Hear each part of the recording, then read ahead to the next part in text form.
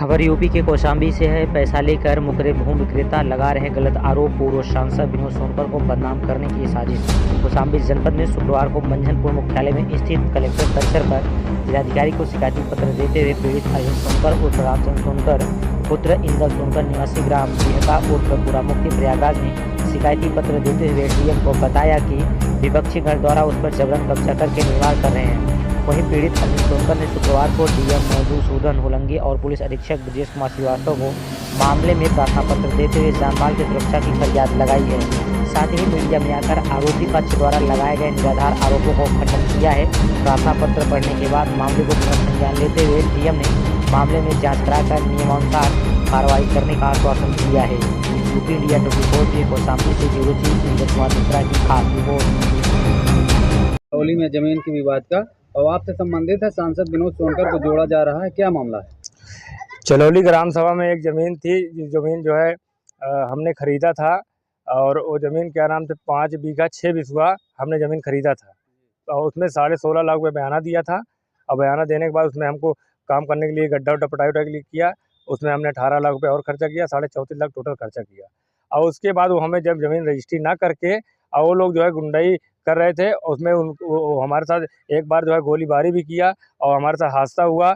हमको जान माल खतरा है। उन्होंने हमारे साथ हमने FIR करवाया था।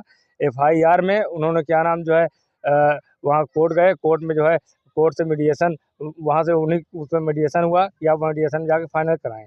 और उन्होंने फिर कोई उसमें जो है वो लोग उस पर जबरन वहाँ पे काम करवा रहे हैं प्लाट पे और गुंडाई कर रहे हैं, मुझे जान माल खतरा है।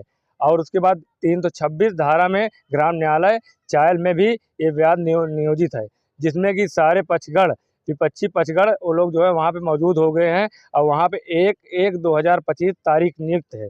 और मुझे जान माल खतरा है। मुकेश केसरवानी, विक्की केसरवानी, शिखर केसरवानी और उनके जो सहयोगी गढ़ हैं उनसे मुझे जान माल की बहुत ज़्यादा खतरा है।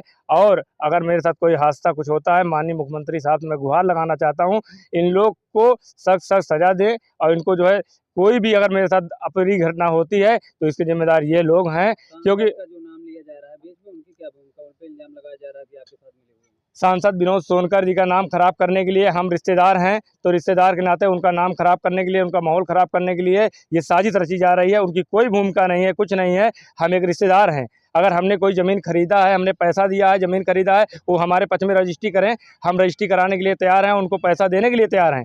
हमारी जो बातें हैं हम पैसा देंगे और रजिस्ट्री हमें करें, हम रजिस्ट्री कराने के लिए तैयार हैं। लगा रहे हैं जबरन गुंडाई का आपने किया है। गुंडाई वो लोग खुद कर रहे हैं, जबरदस्त गुंडाई कर रहे हैं, रजिस्ट्री नहीं कर रहे हैं और गुंडाई कर रहे हैं। और हमारे साथ जो है गोलीबारी भी किए हैं, हमारे साथ जो है हादसा भी हुआ है। और मैं जब बाल बचा हूँ उसी के लिए जो है मैं गुहार लगाता हूँ, मेरी जान की सुरक्षा की जाए। माननीय मुख्यमंत्री जी भी गुहार लगाता हूँ। और उसके बाद ये जो माननीय सांसद विनोद सोनकर जी को कह रहे हैं, माननीय विनोद सोनकर जी सापाच हैं, उनकी कोई भूमिका नहीं है, उनका कोई वो नहीं है, उनको बदनाम करने के लिए साजिश की जा रही है। मेरा नाम अरविंद कुमार सोनकर है, युवा मोर्चा जिला मंत्री भाजपा कौशाम्बी। चलौली गांव के रहने वाले एक व्यापारी ने पूर्व सांसद विनोद सोनकर पर 5 बीघा बेशकीमती जमीन पर अवैध कब्जा करने का आरोप लगाया है। सर, मुख्यमंत्री से गुहार लगा रहा है, क्या है पूरा मामला, आपके स्तर से क्या कार्रवाई की जा रही है?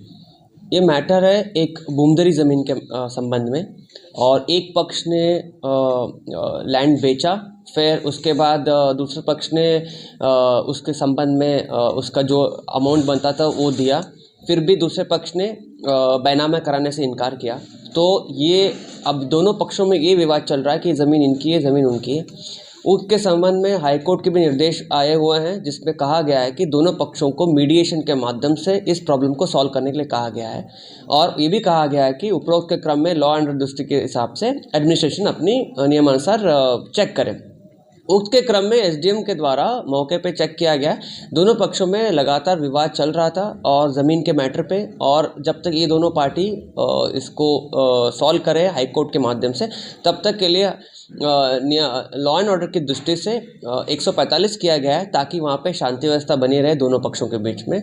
दोनों पक्षों की बात सुनी गई है, दोनों पक्षों को बुला के हमने समझाया भी था, तहसीलदार से भी समझाया, और यहाँ पे हमारे कार्यालय में भी समझाया है। उपरोक्त दोनों पक्षों को समझाने के बाद भी दोनों पक्ष गए हाई कोर्ट में। हाई कोर्ट ने निर्देश दिया है कि मीडिएशन के माध्यम से इस प्रॉब्लम को सॉल्व किया जाए। जो भी हाई कोर्ट निर्देश देगा उसका कड़ाई से अनुपालन किया जाएगा और हमारे राजस्व संहिता के संबंध के तहत जो भी नियम है उसी संगत हम लोग उसमें नियमानुसार कार्रवाई करेंगे।